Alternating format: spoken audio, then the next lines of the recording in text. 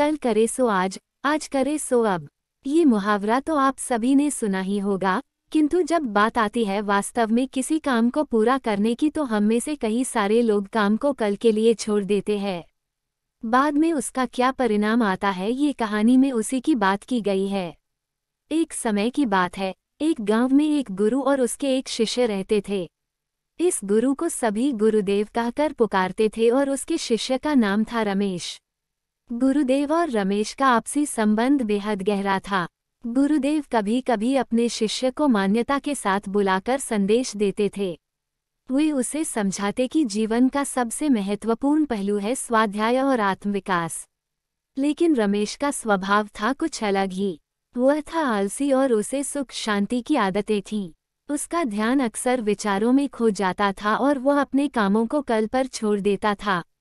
इसके परिणामस्वरूप उसकी प्रगति धीमी थी और गुरुदेव को चिंता होने लगी कि रमेश अपने जीवन के महत्वपूर्ण कार्यों में पराजित हो रहा है।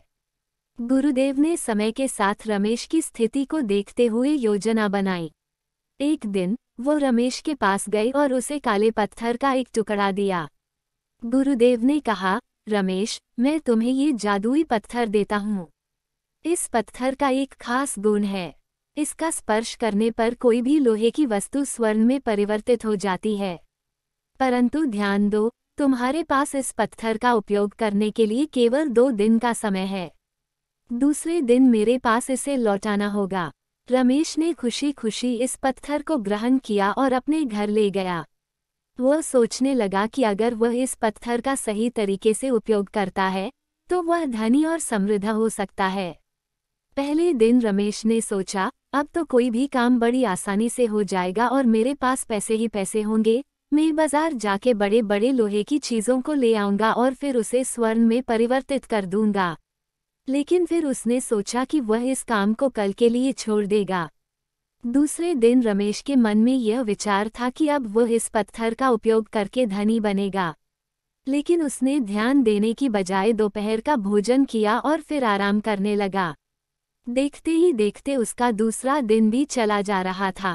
सूर्यास्त के समय जब वह जल्दी जल्दी बाजार की तरफ भागने लगा तब उसने देखा कि गुरुदेव अपने दूसरे शिष्य के साथ बात कर रहे हैं। रमेश ने उनके पास जाकर विनम्रता के साथ कहा, गुरुदेव, क्या मैं इस पत्थर को और 1 दिन के लिए रख सकता हूँ? मेरे पास आज समय नहीं था। गुरुदेव ने मुस्कराते हुए कहा, रमेश, तुम ये टुकड़ा और 1 दिन के लिए नहीं रख सकते हो। मैंने तुम्हें पहले ही बताया था कि तुम्हें मुझे 2 दिन के बाद ये टुकड़ा वापस देना पड़ेगा। रमेश के बहुत मनाने के बावजूद भी उसके गुरुदेव नहीं माने। रमेश ने गुरुदेव के संदेश को समझ लिया। उसे यह सीख मिली कि सफलता के लिए समय पर काम करना और आलस्य को दूर करना जरूरी होता है। उसने निश्चय किया कि वह आलस्य को त्याग कर अपने लक्ष्यों की प्राप्ति के लिए प्रतिबद्ध रहेगा।